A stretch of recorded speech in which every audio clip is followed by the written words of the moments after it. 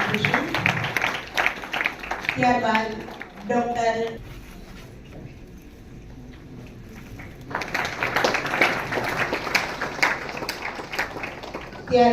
Doctor ભાવેશભાઈનું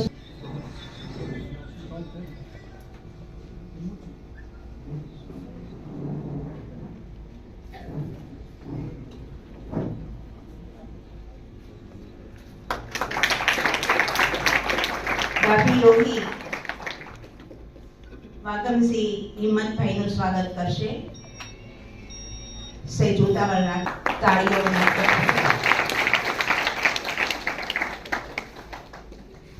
આપણી વચ્ચે સંસ્થાના ડાયરેક્ટર શ્રી ઝા સાહેબ ઉપસ્થિત છે, ત્યારે હું એમને વિનંતી કરીશ કે સાહેબ શ્રી પ્રસંગોચિત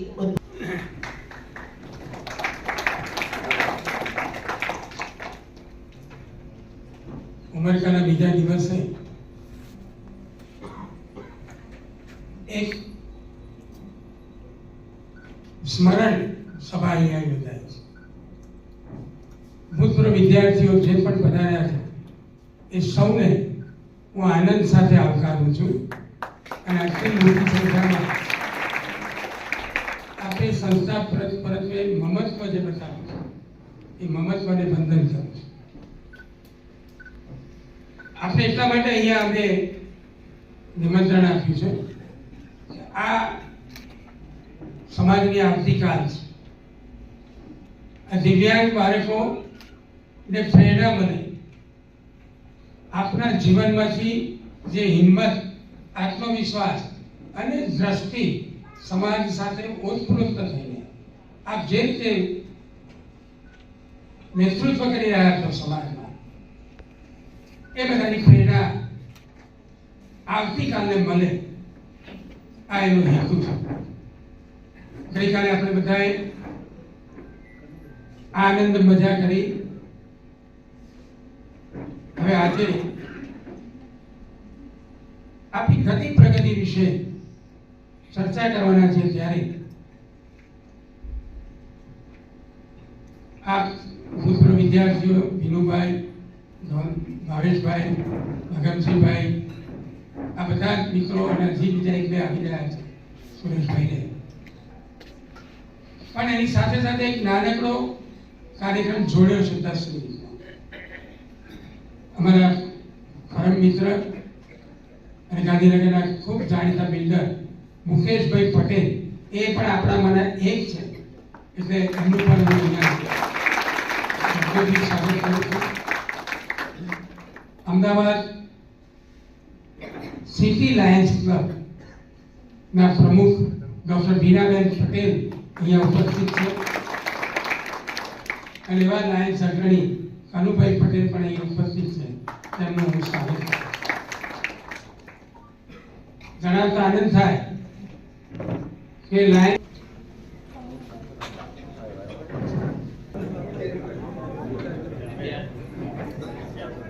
ડિંડોર નરેશ આવશે, અક્ષય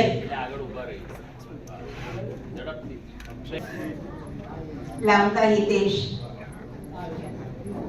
તાળીઓના ગડગડાટથી વધાવીશું। આપે જે અમને મદદ માટે વ્હીલચેર આપી છે એનો સહર્ષ સ્વીકાર કરીએ છીએ। ગોપાલ આવજો બેટા। યસ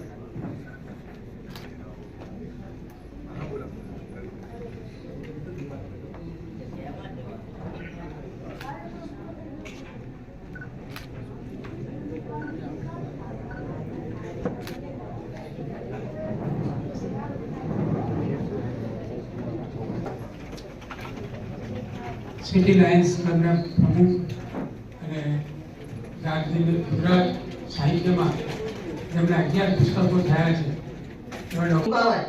गिरा नहीं सकती। जुनून है अगर जीतने का तो हार भी कभी हरा नहीं सकती, हार भी कभी हरा नहीं सकती। जय भारत, जय हिंद। બરાબર, આમાંથી કંઈક શીખો। હું અહીંયા ભણતો ત્યારે આ ગોપાલ જેવડો તો પહેલા ધોરણમાં આવ્યો તો 85માં, 85 થી 98 સુધી મેં અહીંયા અભ્યાસ કર્યો।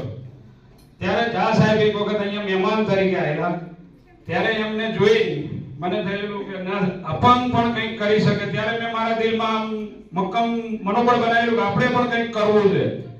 આ ગુજરાતમાં તાવતે વાવાઝોડું આવ્યું. હવે આપણે મારા આ બધાના જીવનમાં ઘણા વાવાઝોડા આવ્યા, પણ સાહેબ આપણા મોરિયા હરિદાદાએ નાખેલા છે, આ ભૂતપૂર્વ ગુરુજનોએ નાખેલા છે. આપણા જીવનમાં તાવતે બાવતે કઈ નવે નહીં થાય.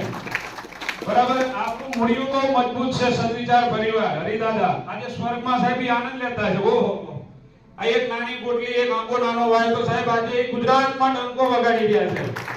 એટલે આ બધાને જોડો, શીખો, હારશો નહીં. તમારી અપંગતાને સાઈડમાં મૂકી દો. આ અપંગ આપણને કઈ ખોટ આપી છે ને એની જગ્યાએ ઘણા બધા ભગવાને આપણને બીજા આશીર્વાદ આપ્યા છે, બીજી શક્તિઓ આપી. ખાલી આને બહાર લાવો. જે અભ્યાસ કરી રહ્યા છે એ સર્વે બાળ ભૂલકાઓ हम लोग उमड़ को જ્યારે અમે પહેલી વખત મેં વોટ્સઅપમાં આ પ્રોગ્રામ જોયો એટલે ઉમળકાનો એટલે મેં અંદરથી અમને ઉમળકો એવું થયું કે ચલો આ બાને અમને આજે સદવિચાર પરિવારમાં એક જાણવા મળશે, પ્લસ જૂના મિત્રોને મળવાનો એક મોકો મળશે. ભરવાડ જે અમદાવાદમાં ખૂબ મોટી નામના પ્રાપ્ત કરેલ છે અને અમારા જ ગામના હિંમતભાઈ વાઘમસિંહ કે જેઓ અગ્રણી બિલ્ડર તરીકે બહુ ખૂબ જ ખ્યાતિ પામેલ છે.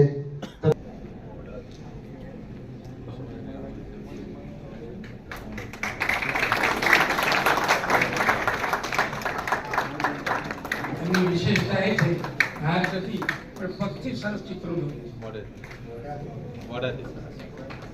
મોડેલ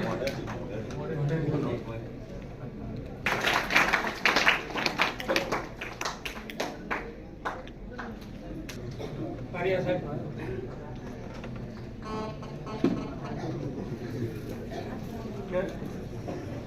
તાળીઓ.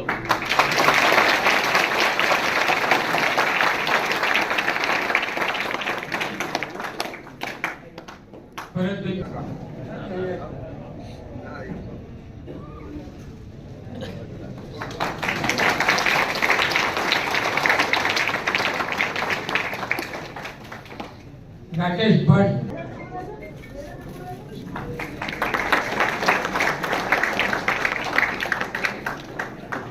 હવે ભરતભાઈને વિનંતી. વિદ્યાર્થી સ્નેહ મિલન કાર્યક્રમમાં આપ સૌનું સ્વાગત છે. આપણું જે સદવિચારનું ગ્રુપ છે એની અંદર ઘણા મધ્યસ્થ બિરાજમાન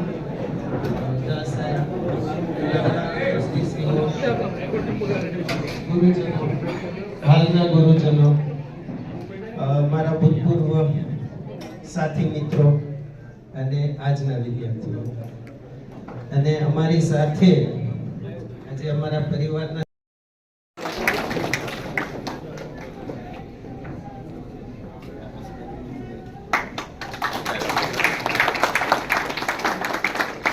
વિજયભાઈને આપણે તાલીઓથી વધાવીએ. एक दिव्यांग बालक शिक्षकगण और 30-35 साल में लगभग 5000 विद्यार्थियों ने यहाँ पर शिक्षा लिया और जो विद्यार्थी खास करके यहाँ बीच में गए हैं, अगर उनका एवरेज आप 20 से 25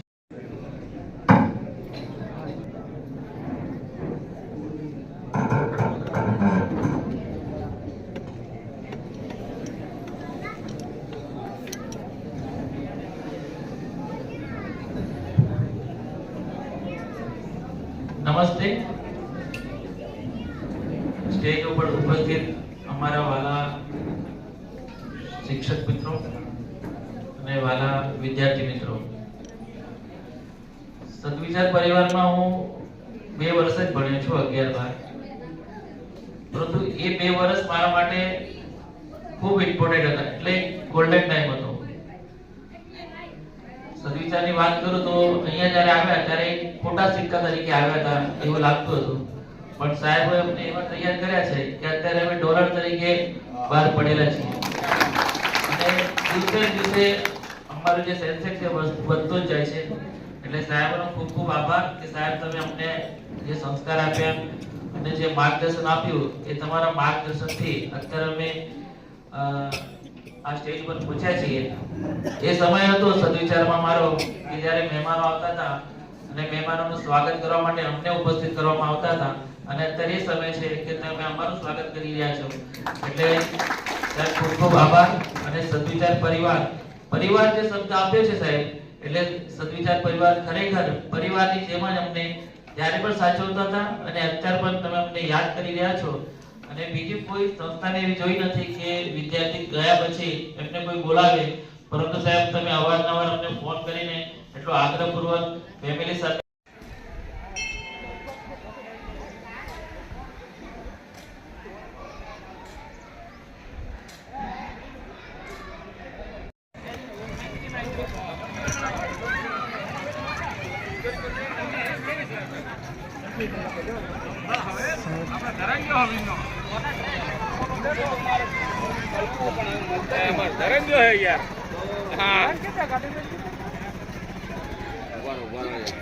તમારા તો આખા બધા મારો તો ભાઈ ભગવાન જોડે બહુ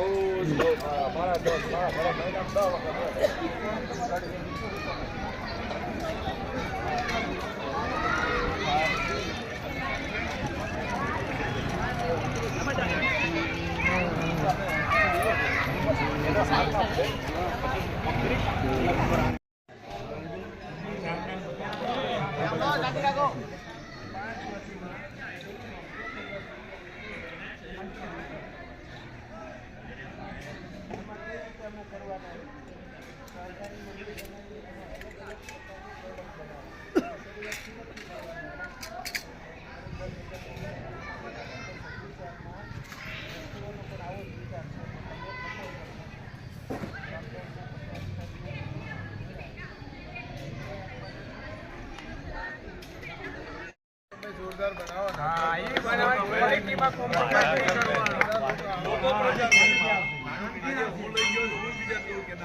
વસ્તુમાં દમ ના હોય ને તો આવા મનીષ કે ધીરુભાઈ કોઈ કશા ક્વોલિટીમાં કોમ્પ્રોમાઇઝ નહીં. ચિત્ર જેવો ફોટોગ્રાફર આપણે ગયો.